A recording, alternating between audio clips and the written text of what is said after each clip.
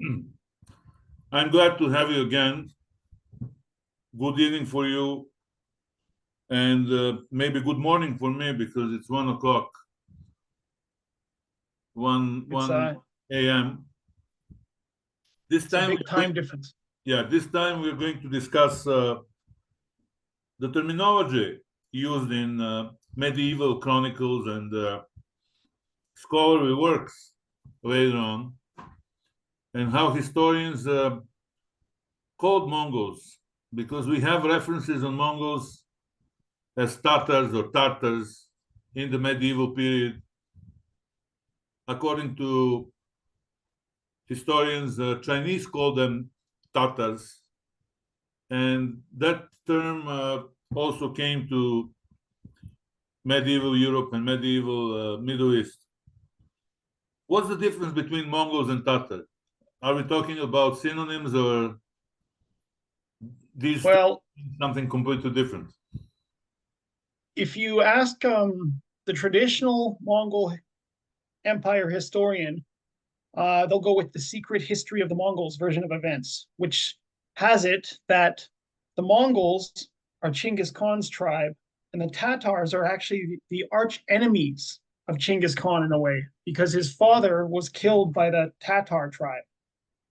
And besides the Tatars and Mongols on the Great Mongolian Steppe, you have the Naiman in the sort of Altai Mountains in the west of Mongolia, spreading over into modern day Xinjiang province, and then you have the Merkit in the north, the sort of more by Lake Baikal up in the north, and then you have the Karayid people, who are kind of the dominant power. Kara is black in Turkic and Mongol, and the scholars think the tie of that name to Kara can often mean the great, the preeminent.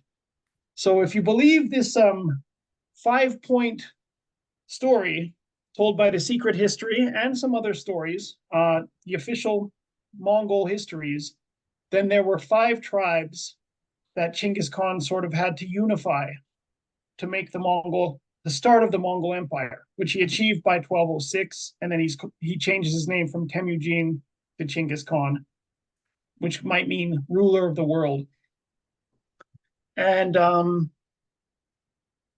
or world ruler. But the thing about that story is I have problems with it.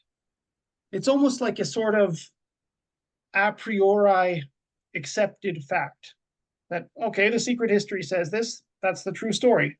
So the Mongols were one people, that's Chinggis Khan and his people, and they defeat the others and become the champions with Chinggis Khan at their head. And the Tatars, in the course of that war, are apparently destroyed in 1202, 1203, in this final showdown, and Chinggis Khan, when he finally defeats him, he says, these people have been a scourge on us. They've been, they killed his father, like Star Wars. And Of then course. his grandfathers in the past were apparently Well, betrayed by he had the personal motives vendetta. to avenge that of his father and conquer another tribe. But Yeah. how similar or dissimilar were Tatars and other Mongols? Did they speak the same language? Well, How? this is the problem. Yeah. Is this story the story has great literary appeal, and it's repeated not just in the Secret History, but the Secret History is, of course, the sacred Mongolian language text that has survived from the 1200s. But even though that story is so appealing, is that exactly what happened? Are these names exactly what they were using circa 1203? Yeah. Were the Tatars really exterminated? Like Chinggis Khan apparently killed all of them except a handful, and children who weren't as tall as a linchpin of a cart in 1203. But evidently they were very similar. They spoke the same language. Whoever these people are that are called the Tatars in the Secret History, they're ethnically the same, linguistically the same. And we know that because Chinggis Khan's father sees the Tatars having a barbecue and he just says, oh, let's just drop in.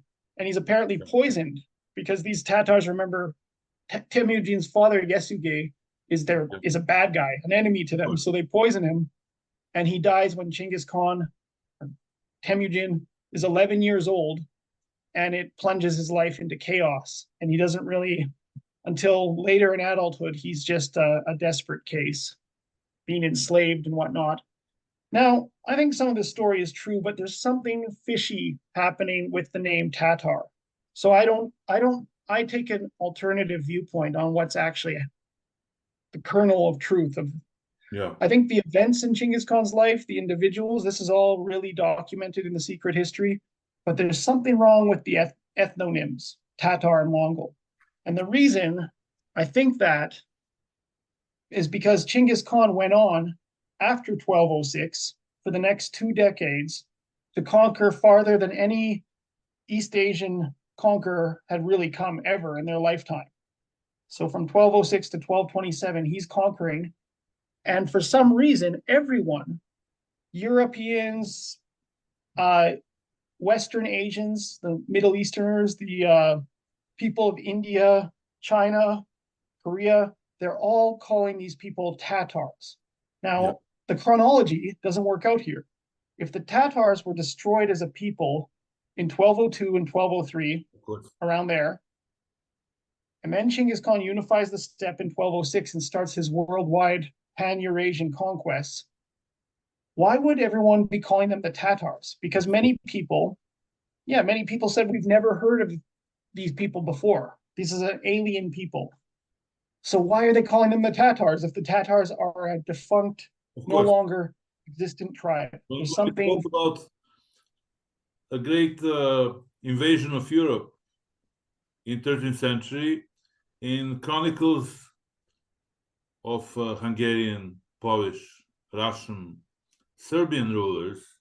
They are referred to as Tatars. And consistently, they stick with this name. Absolutely. We have multiple sources with multiple references of invading Mongols as Tatars. It's a very popular name for them. So if the imperial historiography that has left its trace in the secret history of the Mongols, in the Yuanxi in China, the official records, and in Rashid ad-Din's chronicle, composed in the late 1200s, early 1300s, if that project of writing history came about 1260 and later, 1250s, 1260s, that original generation from Genghis Khan's time is dead. They've died. You know, they're no longer around to inform the story. So they can now doctor the story a bit. And I think that's what we're encountering here. When you match all the sources together, the Rus chronicles, like why when the Russians first meet the Mongols in 1223 during the invasion that leads to the big battle of the Kolka River, the Rus chronicles says we don't know who these people are. We don't know where they come from. We don't know their language. We know nothing about them, but they're called Tatars. So the Rus didn't know who these people were, and the name they have is Tatars in 1223. But apparently, 20 years earlier, the Tatar people ceased to exist, according to the official records composed 1260 to 1310 or so. That's where the real official history is being codified in the Mongol court. But these people could have doctored at least these names. They could have retroactively applied names that weren't being used at the time. They could have switched who was going by Tatar in 1203. And I think that's what's happening. I think we're being duped yet again by the Mongols. They were very tricky. So I think they've done it again. They've fooled everyone. What's happening is historians are using the secret history as a sort of gospel. Like this is the and Rashid ad-Din, this is the gospel truth of the Mongol origins. Yeah. And anyone outside of them who records anything is just misinformed. So for instance, with Europe, when you mentioned that big invasion of Europe, everyone calls them Tatars. Yeah. Everyone in East Central Europe calls them Tatars. The Germans call them Tatars. The Pope calls them Tatars. or Tartars. It's interchangeable. Tatar, Tartar. It's Yeah. just a slight pronunciation difference. But how could they be making this mistake if the Tatars were dead as a tribe, defunct, and subsumed into the Mongols? Then when the Mongols invaded Europe with Batu, they invade Hungary, you'd think when they had diplomatic exchanges, which are documented, Mongol emissaries were coming to Bela IV's court, you think he would say, well, who are these people who are threatening to invade my country? And the emissary would say, the Mongols. And then Bela IV would go, okay, so these people call themselves Mongols. But in fact, he doesn't say that. He says, I'll quote him verbatim. We have a letter from the 1240s. He says, Barbare nationes que se appelant Tartaros. He says, they're barbarian nations that call themselves Tartaros. Yeah, from Tartars. But a much more popular text was John of Plano Carpini, and this has been known and studied much longer. And he said he's writing a Historia Mongolorum quos nos Tartaros appellamos. He said, I'm writing a history of the Mongols who we call Tartars. And that's the point of view that has stuck in the scholarship, that we Europeans mistakenly call these people Tartars, but they're actually the Mongols. But I think something fishy has happened here. There's been a rebranding, as we say nowadays. Yeah. And it's been retroactively applied to the past. So you're not going to unfortunately get the conventional story from me that there were 5 tribes. There was the Mongols and the Tatars, and the Mongols defeated the Tatars.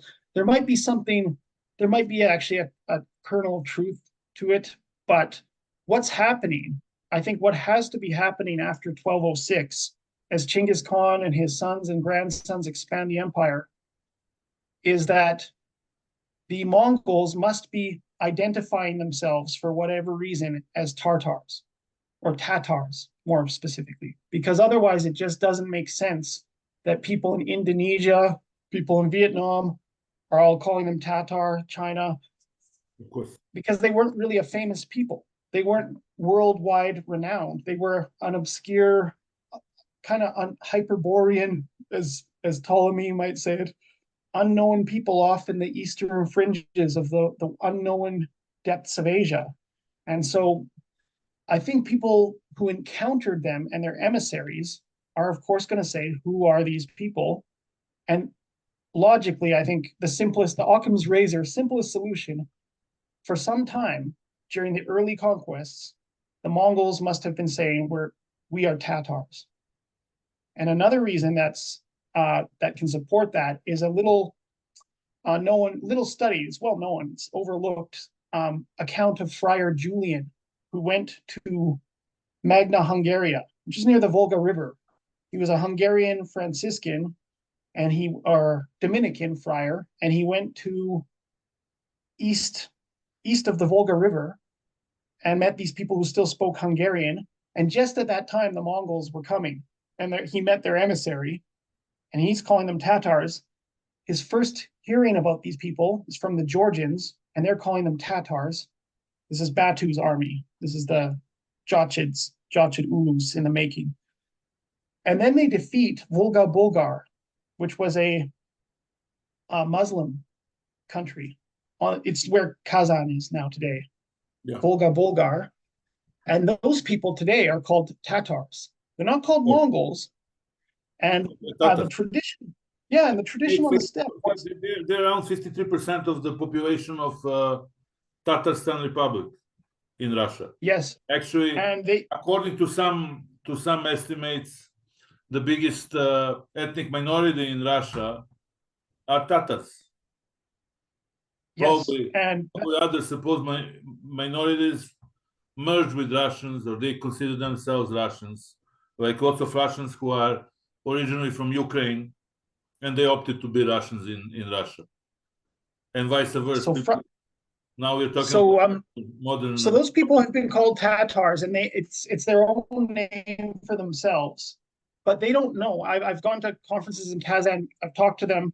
they're scholars, and on the Mongol Empire, the Jachid Ulus, and I asked them, where did your name Tatar start? Yeah. Were you called Tatars before the Mongol conquest? And they said no. I'm like, well, you've got your man here. This is when it happened. Because Friar Julian was right there, and he said two things that I'll paraphrase. He said, the people that are conquered, this is about 1238. So the Volga Bulgar has been conquered, and Magna Hungaria nearby, the ancient Hungarians, the Bashkirs. They've both been conquered, and he says, when the Tatars, Batu's army, the Chinggisid people from Mongolia, when they conquer a people, the people that they leave alive to farm the land have to be called henceforth Tatars. So I think we've got, luckily, a source has survived that pinpoints the moment that those people, Ishmaelites, now want to be called Tatars. Well, the Ishmaelites are the Volga Bulgars. It's the Muslim communities that existed out in that region. And they were conquered along the Volga River, and they want to be called Tatars. So now we know how they became Tatars, I think. And it's just that Friar Julian's reports have been, the two Friar Julian letters have been very ignored in scholarship. That should change now. There's a big, first of all, there's a website that came out. I don't know, maybe I can send it to you and you could post it. Yeah, and it provides the first English translations. Under our conversation. Yes, so Friar Julian is key to this story because he has on record that the so-called Mongols, as we know them today in the 1200s under Batu, as they conquered people, they ordered them to be called Tatars.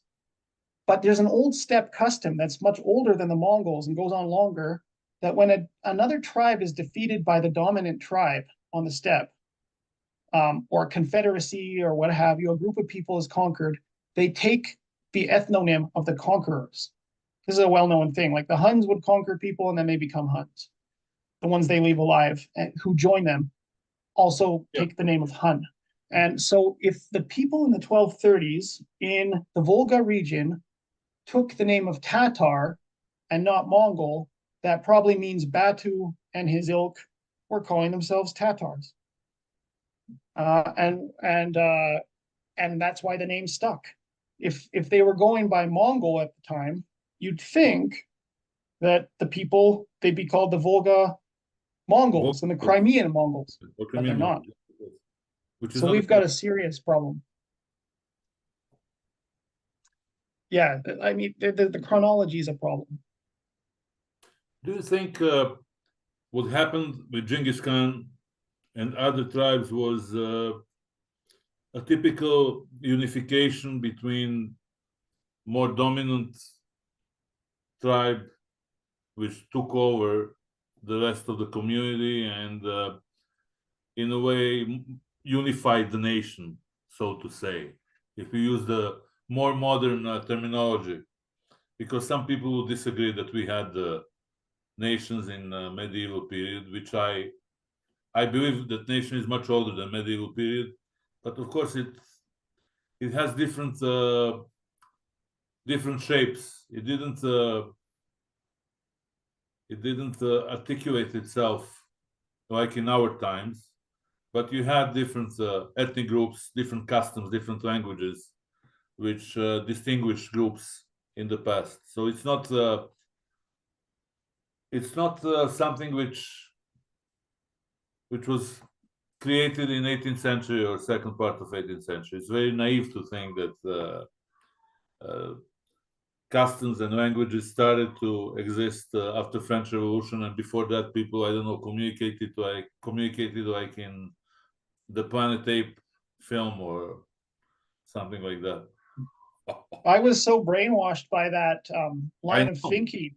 I know they brainwashed us at the university, especially if we study history. I had the same brainwashing training at my university, and some of my colleagues are still brainwashed, and they believe that nations and customs started if not in 18th century, then in pre-modern time, which I completely disagree with that. So yep, I was surprised to see the word Germans or Italians in pre-1800s writings. When I started to read primary sources, I was like, what are the Germans doing here? The Germans don't exist until 1871. No But way. no, Of course. I got I got uh I got flim-flammed there. But the thing is, yeah, there was an effort by Chinggis Khan, I think, and his empire's administrators to break old allegiances in people. That's true. That part of the Tatar story of in the secret history, that there's some truth to this story that he's breaking down so-called tribal alliances, and he's trying to reform it as a unified whole. Simon of St. Quentin records that the Mongols had a saying that we're a mighty rushing river, though we come from many streams. That was a saying they would say, Yeah. meaning, of course, different ethnic groups. And for instance, the Naiman apparently were a kind of Turkic people. They existed on the Altai mountain area and even to the west of it. So they were sort of outside of Mongolia.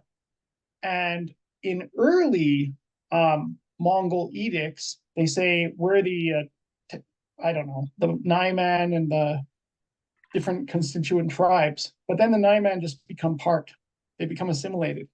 And I think this is a two-part process. On one part, the Mongol Empire is pushing people to sort of assimilate their identities and mixing them up in military units, moving them around, deporting them, bringing them into the fold. In another way, people want to fit in with the new rulers. So part of it's actually voluntary. Like Friar Julian said, the Ishmaelites want to be called Tatars now. Yeah. Because that's the new ruling group. You want to fit in with them. That's the opportunity for advancement. You don't want to be different from them. You don't want to be so you find the commonality.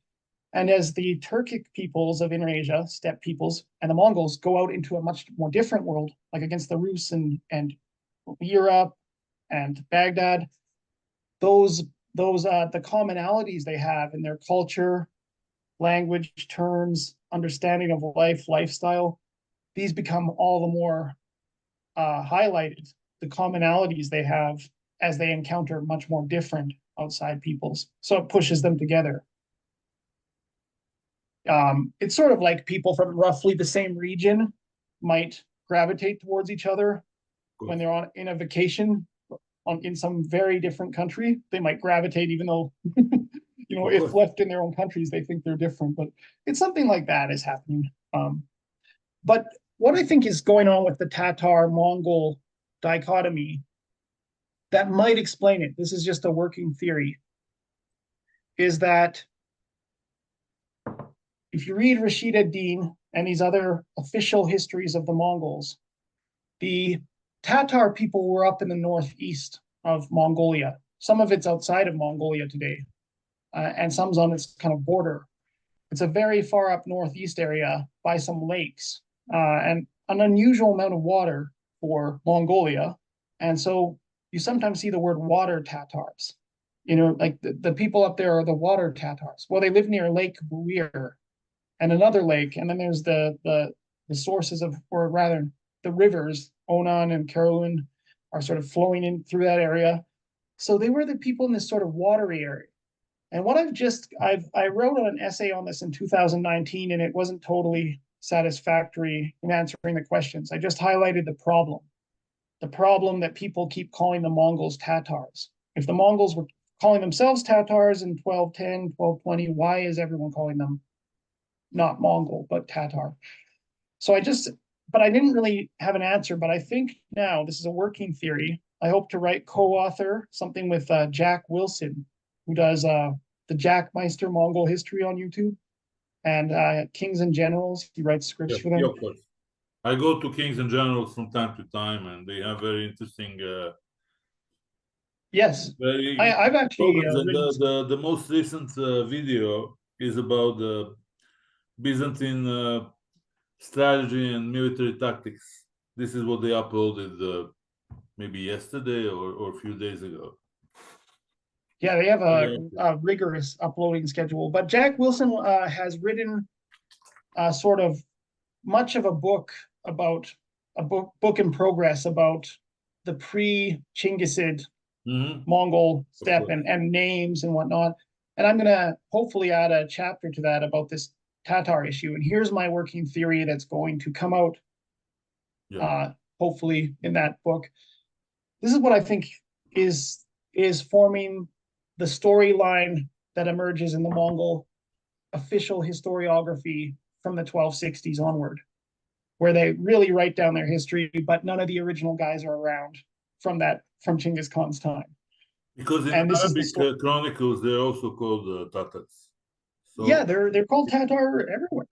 It's not a coincidence that you have the same term in Indonesia, in India, in Japan, in Levant, Serbia, Poland, and Germany, or let's say German states, or Rus state, to be politically correct. I'm not going to get into Ukrainian, Russian. So you'll still find this all the time on the internet, but it comes from scholarship from 30 years ago and earlier, when they would just read maybe a paraphrase of the secret history. So authors would read that, and then they would read some European literature. And so they'd say Europeans made the mistake of calling the Mongols Tatars because they called them, because it sounds like Tartarus, people from hell. So they were calling them just hellish people. Well, that theory would work if it was only the Western Europeans, the Latin West, that called them Tatar, but the Chinese called them Tatar. They say Genghis Khan is a black Tatar. That's like the earliest source from the 1210s. Li Xinjuan says, Genghis Khan and all his people are black Tatars. Another really early source from 1221, the Mengda Beilu, says, Genghis Khan and all his people are black Tatars. They don't know what the name Mongol even means. Things like this that you shouldn't be finding there. What we should be finding in that 1221 source is Genghis Khan and all his people are Mongols. They conquered the Tatars, and Mughal says we Mongols. But instead, Mughal, Genghis Khan's second in command, running the conquest of China, he says we Tatars. He says this in person, face to face to the emissaries, and they record it. That shouldn't be there if the official historiography of two later generations is true. If that's the gospel truth, we should not be finding lines like that. And we shouldn't be finding lines like al-Nasawi, who personally fought against the Mongols in the 1220s when they conquered the Harazm. He was the sidekick of Jalal al-Din, the prince who actually put up a good fight against the Mongols. He talked to their emissaries. They had to translate things. They had to communicate. He calls them Tatars. And he was an deep in Inner-Asia, Persian, and I think he actually wrote his chronicle in Arabic, but he uses Tatar throughout. Well, he knew these people. Why is he not calling them Mongols? He personally took notes, like in diplomatic exchanges. So something's not adding up. And people keep trying to make this official historiography version true, but there's all these loopholes. There's all these problems with it. And they have to do sort of mental gymnastics to make it work. Like, al-Nasawi was mistaken. What about Bela IV, who said they call themselves Tatar? Oh, he's mistaken. What about the Russians who called them? Doesn't make any sense. If 20 different sources from different geographical places that, they interacted in a way with each other, but they spoke different languages, and in all different languages, they refer to them as Tatars. So, and who was their common interface that all of them interacted with? Who was the one group? So they call themselves Tatars, and this is the proper name. It is, I think, and they rebranded, but this is not unusual. I'll just tell you, this is a line from a primary source. The Huns, I know you like the Huns. Yeah. This is a great little line I found. I think it's from I'm going to make sure. The Illuminated Chronicle. It's from the 1300s from Hungary, but it actually contains 1000s writings, like right from the very start of the Hungarian kingdom. It managed to copy lost chronicles and pieces of them down. This is what it says about the Huns. It says so the Huns still lived in the Eastern Carpathians after Attila. There were still a lot of Huns. They didn't just like a bubble pop and disappear. But it says they start going by the name Seke or Sekeli, as people might say, Yes. because the name of Hun had come, quote, to be hated among the Western nations. So the Huns are still there. They realize they've got a brand that's stigmatized. Of course. No, everyone's associating this with Attila and the terror, and so they go, well, we're not the Huns anymore. We're the Seke. This is not. This is a totally human, natural thing. When Yeah, when they a company rebranded gets their a name. bad, yeah, when a company gets a bad name, they often rebrand. They change their name. Here's another example. The Manchu. We still call this place Manchuria. Well, those people were always called the Jurchen. They go back centuries before they conquered China, started the Qing dynasty in the 1600s. Before that, they've always been around. They had an earlier Jin dynasty that was conquered by Chinggis Khan or by Ogadai Khan, and partly by Chinggis. But when they took the ruler of the Manchu in 1635, rebranded the ethnonym and the dynasty, but he switches the name Jurchen out, and they're now the Manchu. Well, they're still called Manchu today, but it's an amazingly manufactured process. The ruler just said, "Nope, we're not going by Jurchen anymore." Even though for centuries the people of Manchuria, these sort of forest people with a distinct language, have been called Jurchen.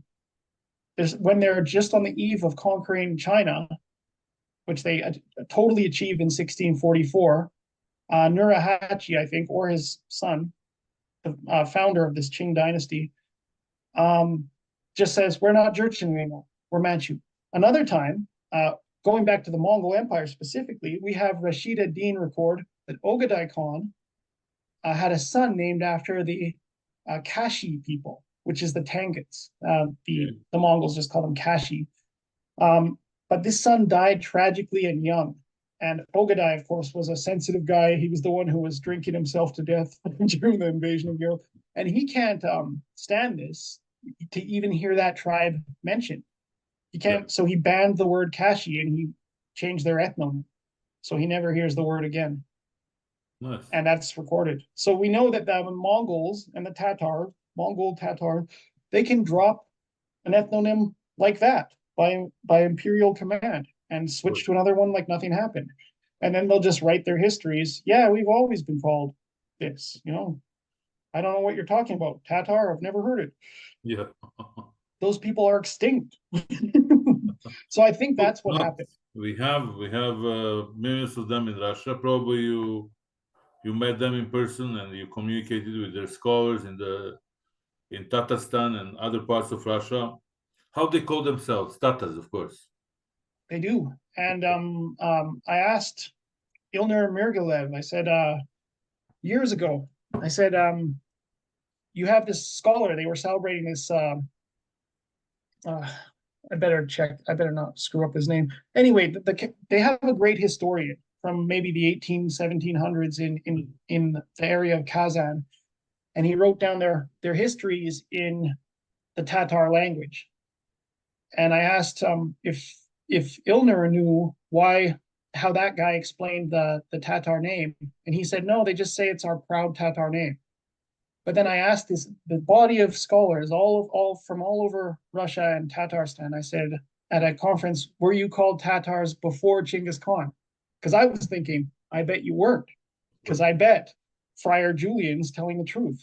Because there's absolutely no incentive for him to lie about that. And he was there when all this stuff happened.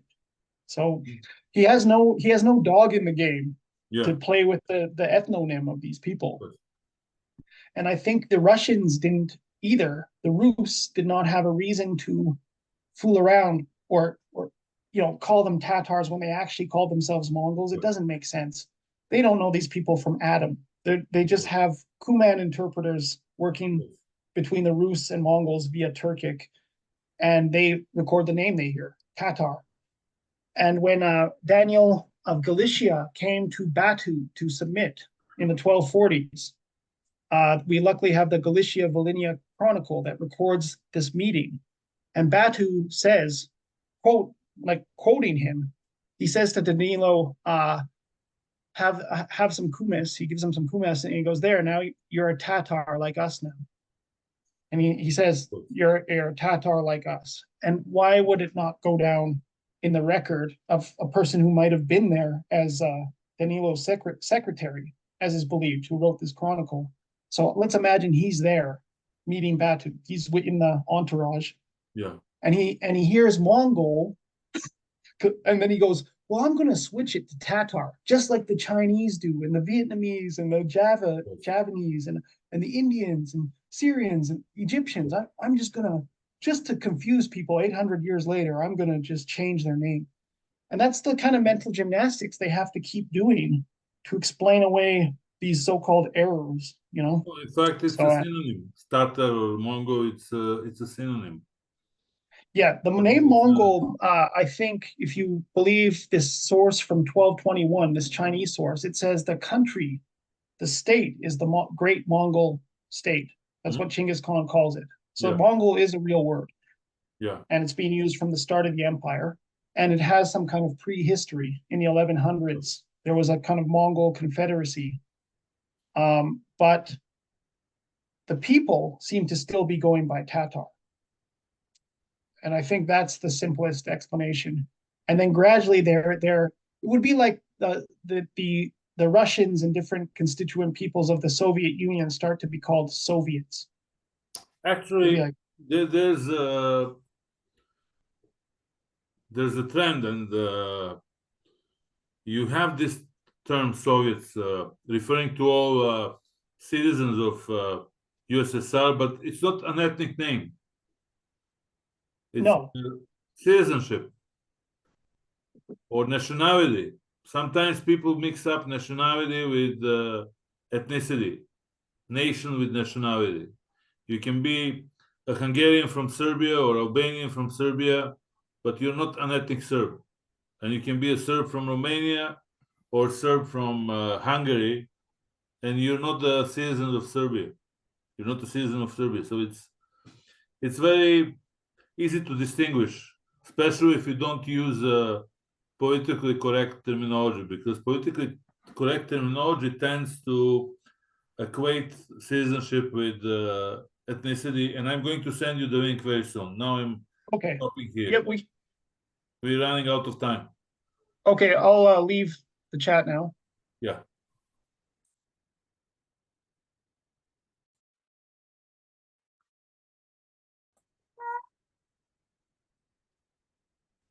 What's your impression about Tatar scholars in Russia? Because I'm sure they seriously study the history of Golden Horde, the history of Tatar conquest or Mongol conquests.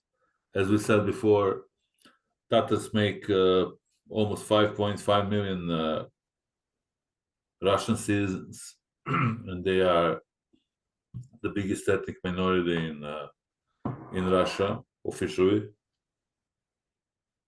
What were your personal experiences with their scholars? Positive. I think I'm going to Yeni University in Turkey in mid-May, and I'll meet up with the Golden Horde Review scholars at that circle. And I've met with them since I've been kind of tied with them since 2017, and I really liked having the chance to go there. With this issue, I've always been harping on this issue, this Tatar Mongol thing, before I even published an article, and I did publish it in the Golden Horde Review, the Tatar Mongol ethnonym problem.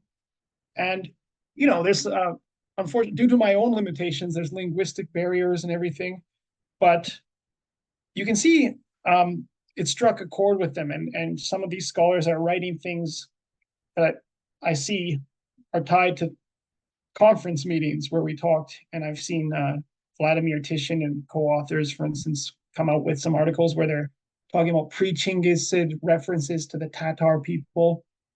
But it did surprise me. Yes, they go into deep depth in their Jachid Ulus history, because it is the Tatarstan is sort of one of the cores of the Jatshidus, maybe the core. That Kazan, Bulgar area had a big population. It was conquered by the Mongols, and they start to call themselves Tatars. I argued, and maybe they weren't so sure. So I said to them, "Well, were you guys called Tatars before Genghis Khan, Exactly. before the Mongol conquest?" And they said no. And I'm like, "Well, so that's where you should be looking for the Tatar name, because obviously they didn't mind. It's their own name, as Istvan Vashery told me. It's not the Russians did not impose the Tatar name on the Tatar people in Crimea or Tatarstan today. This is their own endonym. But I think it had this origin in the conquests in the 1230s, where they were ordered to take the name on. But then the Mongols, even if they were the aristocracy and the Jatshidulus, Mongolian people, culturally they were subsumed by the Tatar people. The language by the 1300s, according to Al-Umari from Syria, is the language they speak in the Golden Horde is Turkic. They're speaking a kind of Kuman Turkic, Tatar. They're speaking Tatar. And so culturally, it's kind of like when China gets conquered by people historically, the people, the conquerors become Sinified. It was that process. It was Like, a matter of time. Usually, Seljuks came to Persia. They got Persiafied. in a generation 2 or 3, they became Sinified. Even the Mughals, to a degree, were in India. I mean, they did stay pretty solidly Mughal, but they were influenced by the Hindu sages. They had these in their court, and they were becoming something that you'd associate when you see miniatures from the Mughal Empire. You think India. Yeah, even they became part of Indian mosaic of nations. But it did surprise me when I said that thing. Another very complex story, because each of that group with distinguished language, literature, and letters numbers 50, 60 million. They number more than Poles in Europe. I'm talking about India. Yes. Well, so to get back to the Tatars, the thing that surprised me was the last conference I had with them before this one in May that I hope to join them at in Istanbul. I said to them, okay, so when did you start calling yourselves Tatars? And they were like, we're not sure. It's like, well, did you call it? Are the people of your region called Tatars in any sources before Genghis Khan? No. It's like, well, then now you have a lead as a detective. You have a good lead here to find the origins, and then you have Friar Julian saying all these amazing things, and he was there, and he met the Mongol emissaries, and he met the local Bulgars and Bashkirs.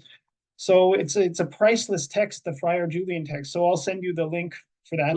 But let's get back to another evidence that Tatar is their real name of these people from Mongolia who are conquering in the 1200s is that when Chinese officials record that word, Tatar, they use a sort of derogatory Chinese characters. Chinese characters, of course, have a picture meaning. They're pictographs, and it's sort of implying wild animal skins.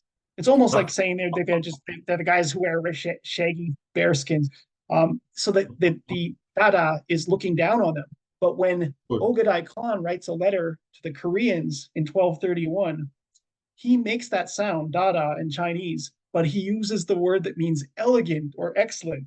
Da, like excellent guys. So they're no longer the shaggy bearskin guy. And it's like, but if they're not called Tatars, if the Tatars is really a tribe. From the modern perspective, it's a very, very racist depiction of any group. Yeah, and they didn't like savages wearing animal skins and roaming around. It's just the traditional, barbarian. It's a barbarian, it's a caveman, and they didn't like it, so they make the same sound, but now the characters are the excellent guys. And this happened in Japan. In Japan, the Chinese called them Wa. In the Okay. old Dark Age records, like 600s, 700s, they're calling them Wa all the time, which means dwarfs.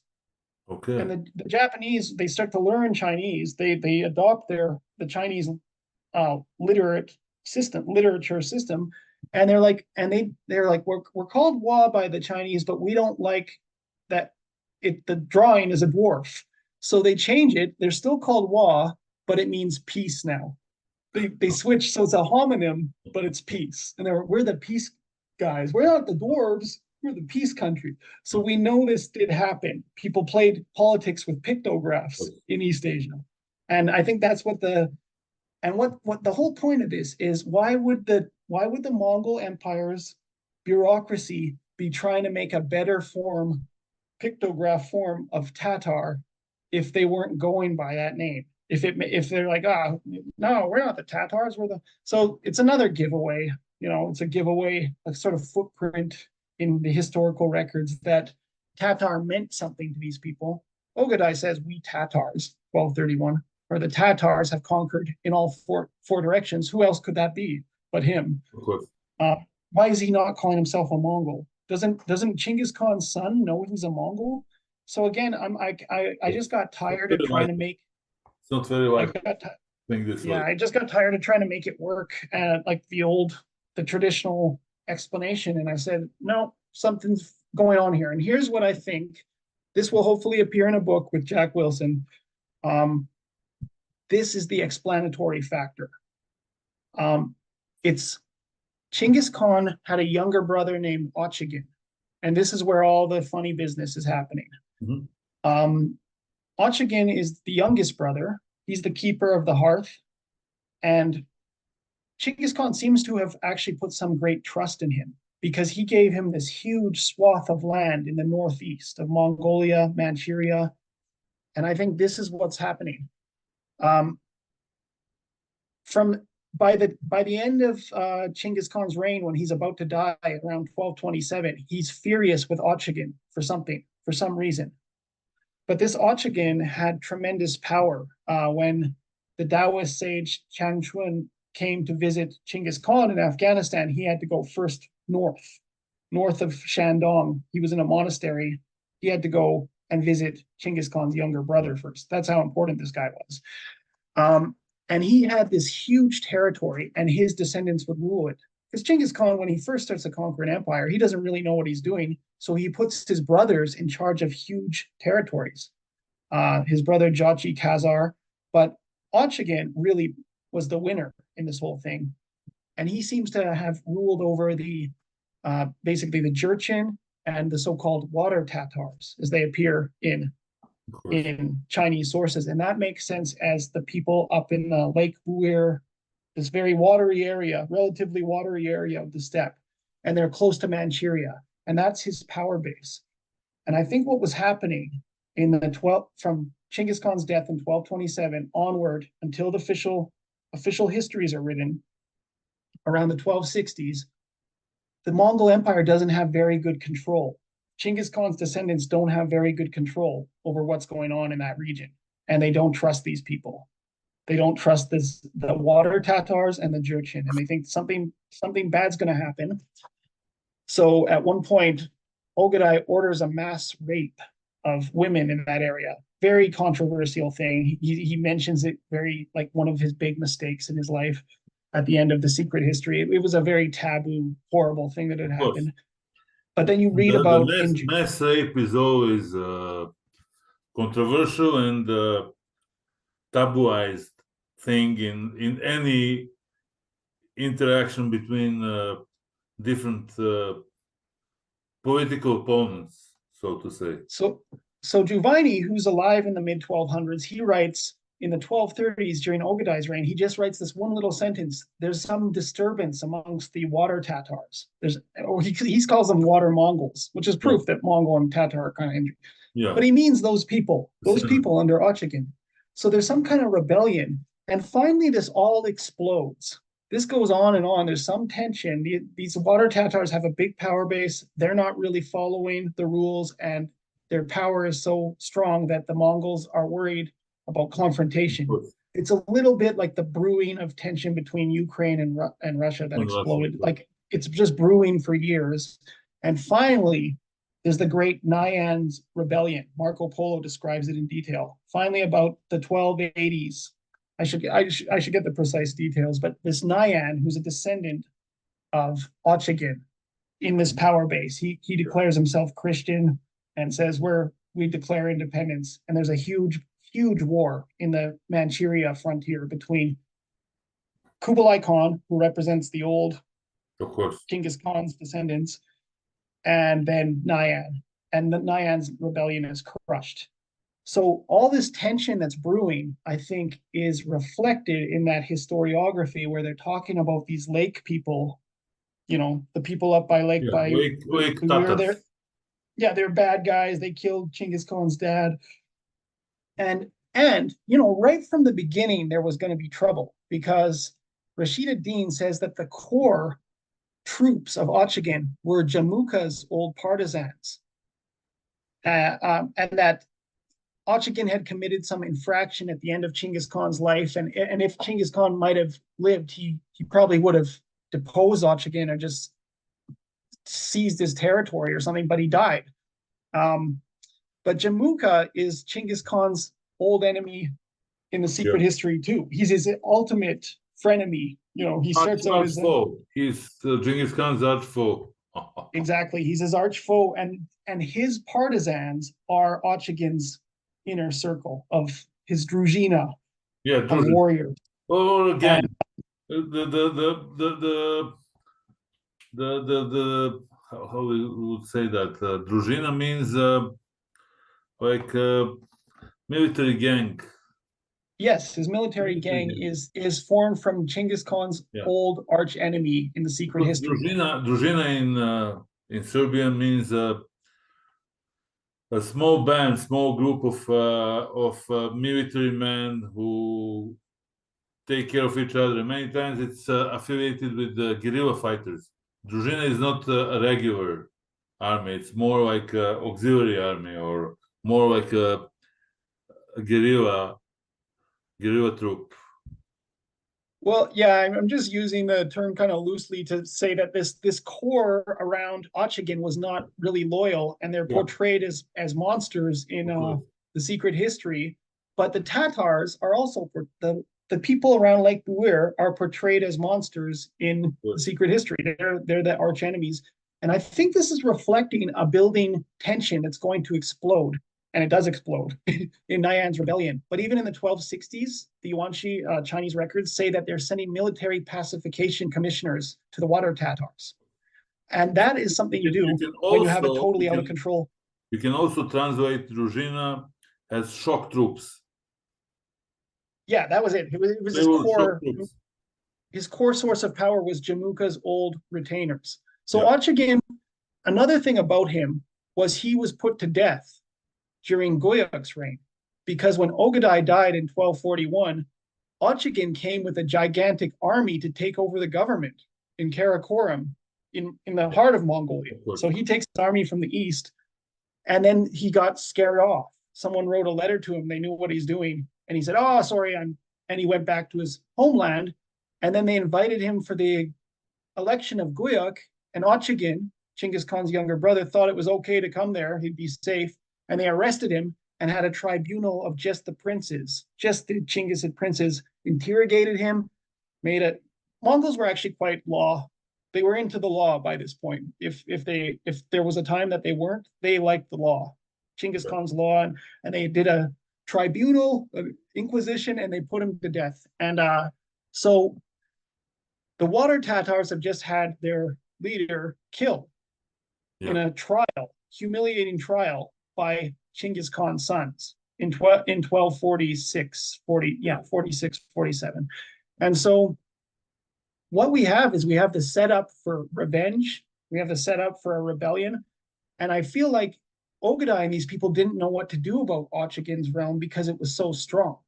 It's this gigantic power block sitting right beside the Chinggisid heartland and the capitals, and they didn't really know what to do about it. Technically, yeah, they're part of the Mongol Empire. If you ask them, they say they're part, but they didn't trust these guys, and that's why you're seeing all these weird statements about the rebellion of this Sioux Mongol and Kublai sending a pacification commissioner, which really means a military government, that high surveillance and everything. So in the 1260s, and sure enough, when Marco Polo's there, this explodes into a catastrophic, gigantic war with hundreds of thousands of troops on every side. And I think that tension is what is the kernel of this sort of slightly bending the truth with names and whatnot. The Tatars, the Tatars are those guys. When in fact they all used to be Tatars.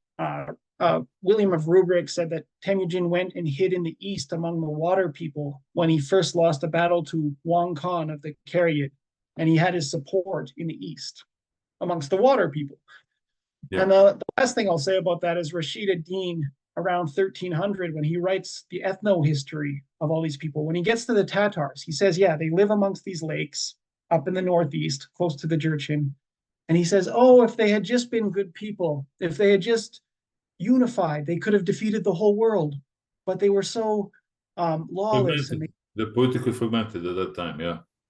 And it almost seems like it's a veiled secret. He's communicating something beneath the surface of what he's saying. It's really about this tragic relationship that there was this power base in the northeast, and it went to Ochagin. Ochagin was executed. The people started to rebel. Finally, Nayan led a massive rebellion, and it was crushed by Kublai. And these people in the northeast, this had been unified with Genghis Khan, but it was slowly trying to become its own country. And I think that is where the truth, that's the driving motivation for this retrospective Tatar-Mongol division. But really, Genghis Khan, Mughali, these guys, if you went back to 1206, if I was a betting man, I'd bet they were calling themselves Tatars. Me and too. Their state was with the Geka Mongol. Tatar is a legitimate name. It's not any kind of, let's say, European invention, because, as we said, other ethnic groups and other scribes who operated in the Far East or Middle East or in sub-Indian continent call them the same name. So there's exactly. No mistake. There's no mistake to call them Tatars. The name Tatar, you can find it in the 700s on these Orkhan inscriptions written in stone in Turkic ruins and Chinese. There's Tatar, the 9 Tatar. Yeah. They have, that name has antiquity before Genghis Khan, whereas this Mongol name is mysterious. But if I had to guess, again, I'd say that Mongols original, like its very origin of it be called Malgal in Korean medieval text, the Balhae kingdom, and they were called, the people was called Moha. But if you reconstruct the name, it's something like Makrit, which then could show up as the Merkid in the secret history. But that might actually be the etymological origin of Mongol. But when people would make up all kinds of etymologies for what Mongol meant, Rashid would say it just meant a simpleton. Chinese emissaries in the 1230s asked Ogedai's court, like, what does Mongol mean? And they say, oh, it means silver, or they just make these things up. So there's a lot of like folk etymologies of the name that just confounds the matter, because these are medieval folk etymologies. But I think it was probably tied to these northeast people up in the same region where Nayan would later have his tragic rebellion in the 1280s. So I think this is what we're doing. We're dealing with half-truths. We're dealing with people retrospectively rebranding and putting that rebranding into the past. I think Genghis Khan was actually not of a high rank, and that's controversial. They wanted him to be. His grandsons wanted him to descend from a long line of kings. There's a lot of BS in the story, but there's always a kernel of truth, everything people say. We can stop here, and I'm going to continue talking to you. I'm looking forward to hearing about your conference in Turkey in May, which is in a couple of weeks, and we're going to discuss that once you're back in Canada. I'm looking forward to that, and I'm Yes, looking me too. forward to summarize your conversations with other specialists from Turkey and Central Asia, Russia and Ukraine, because these countries pay special attention to Mongol studies or Tatar studies. And they often know very deep lore that's not known in Yeah, the Western scholarship, of that course. the English language scholarship. So that it's always a well of a It deep is a well of well of knowledge. information, of course. Yeah. And what I've always Please go taken ahead. confidence, even if my theory was kind of overlooked sometimes, uh, when I've introduced it, there's been like a Romanian scholar there, and he'll just come up and say, "Yep, that checks out." He's like, everything he's encountered in his deep dive in Romania's history, he's like, "Yep, that made sense." So I do like to get the positive feedback once in a while. So. I mean, you have this reference on Sekels in Count Dracula novel by Bram Stoker. Because if you remember, if you read the novel, Count himself is referring to his Sekel origin and how he was ancestor of Attila the Great. Of course, it's something else. It's a fictional story, very, I'm not going to say racist, but very a Victorian novel where main characters and main brains are from Anglo-Saxon world, while idiots came from Eastern Europe. But anyway, it's a fictional novel. We're not taking this seriously. So All right. thank you so Well, much. Thank you so much for yeah, your time, and we'll keep in touch. And of course, I'm going to talk with you about the conference in May. All the sounds best. good. All the best. Thank you. Bye. Bye.